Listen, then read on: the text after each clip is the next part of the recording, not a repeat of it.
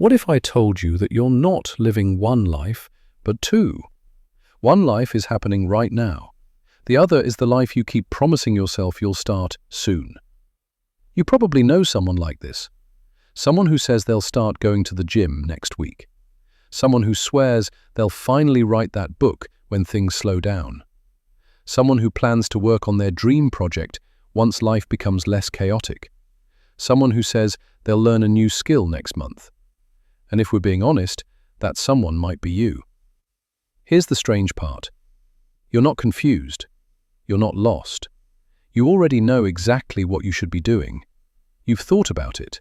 You've planned it. You've made lists. You know you should train, study, build, focus, and spend time with people who matter. Yet, when the moment arrives, you delay. I'll do it tomorrow. I'll start Monday. Next month I'll really commit. And days quietly turn into weeks. Weeks stretch into months. Months dissolve into years. And suddenly, nothing has changed, except the weight of regret. There is a Japanese concept called Ichigo Ichie. It means one moment, one meeting, never to happen again. Tea masters used this idea to remind guests that no gathering could ever be repeated. Even if the ceremony happened again tomorrow, it would be different.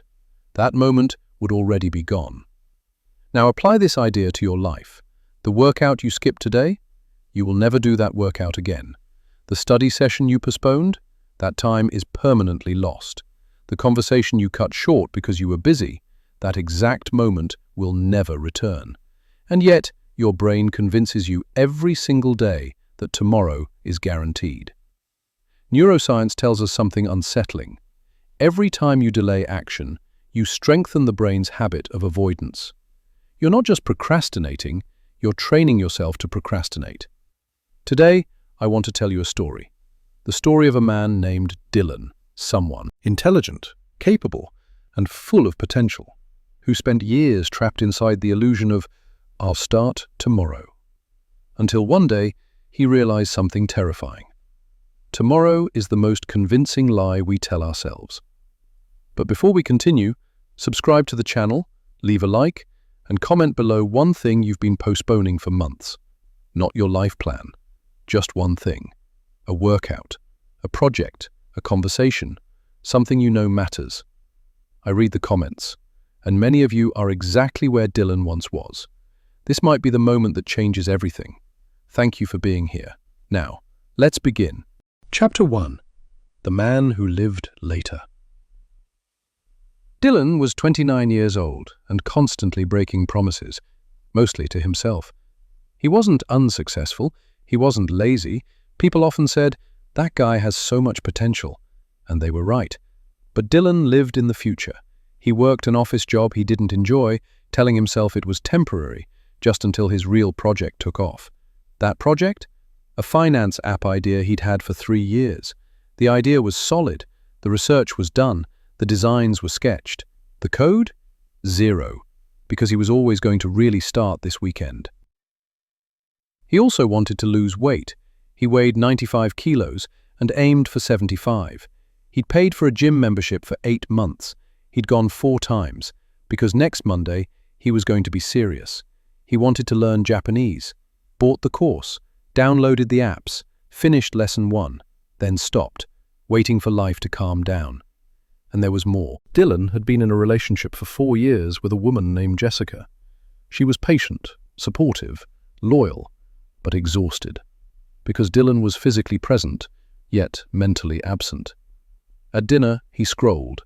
When she talked about the future, he delayed. When she suggested plans, he postponed. And worst of all, Dylan's father, 58 years old, living alone, widowed. Every week his father called. "Son, would you like to come by Sunday?" "Not this week, Dad. Next time." Next time never came, because there was always something easier to do. Chapter 2. The Alarm That Never Changed Anything. Every Sunday night, Dylan made promises. Monday would be different. He set the alarm early, prepared his clothes, left his laptop open. Monday morning arrived. The alarm rang. 10 more minutes. Those minutes became 40. Workout skipped, rushed coffee, stress before work even began. At the office, he stayed busy, but not productive. Emails, messages, social media. At night, he sat down just to rest. One video became 10, 10 became hours. I'll start tomorrow. Tomorrow arrived, unchanged. And the worst part? Dylan knew exactly what was happening. But something inside him always chose comfort over growth. That something has a name, present bias, and it was silently ruining his life. Chapter 3.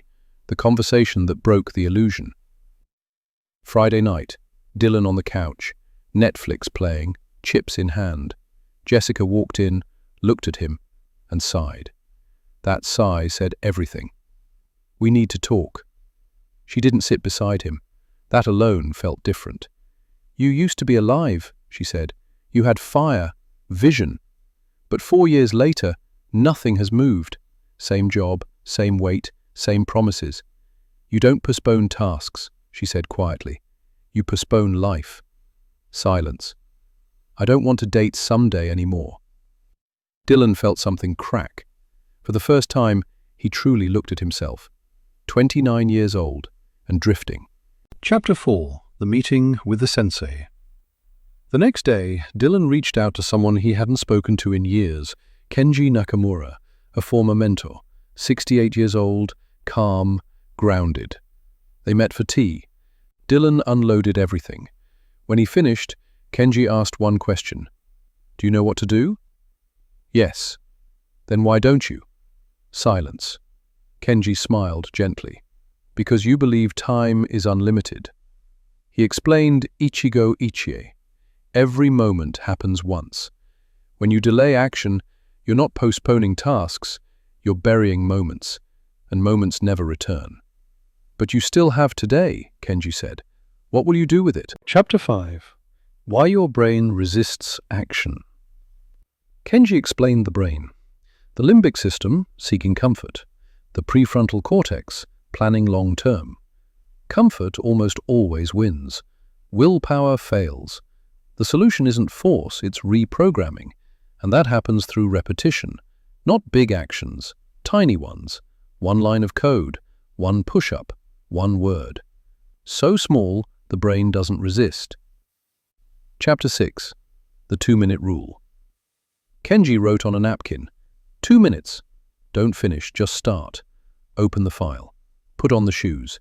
Dial the number. Starting is the hardest part. Once moving, momentum follows. Chapter 7. Why motivation comes after action. Most people wait to feel motivated. That day never comes. Action creates dopamine. Dopamine creates motivation. You act first, even without energy, especially without energy. Chapter 8. The 30-day commitment. One habit. 30 days. No exceptions. Not results. Identity. From someone with a project to someone who works daily. Miss a day? Get up immediately. One miss is human. 2 misses create a pattern. Chapter 9. The first days. Day 1, 1 line. Day 4, resistance. Day 12, exhaustion. Still showed up. Momentum grew. Jessica noticed. Chapter 10. The fall. Day 23. He missed. The voice said, "Quit." He stood up anyway. 1 line. He learned something critical. Progress isn't perfection. It's recovery. Chapter 11. 3 months later. The app existed. Weight dropped. Habits formed. Jessica smiled again. Dylan visited his father every Sunday and discovered stories that almost disappeared forever. Chapter 12. 1 year later. The app launched. The body changed. The relationship deepened. But the real victory? Presence. Dylan stopped waiting for life to begin. He realized something powerful. Life doesn't start when goals are reached. It happens in the moments you stop postponing. Let me ask you something. How many moments have you already buried in, "I'll do it later"? How many chances never returned? You think you have 2 lives, but there's only one, and it's happening right now. So choose one thing, just one, 2 minutes, today, because this moment will never happen again. Ichigo Ichie. Be present. Act now. Walk the path. See you in the next video.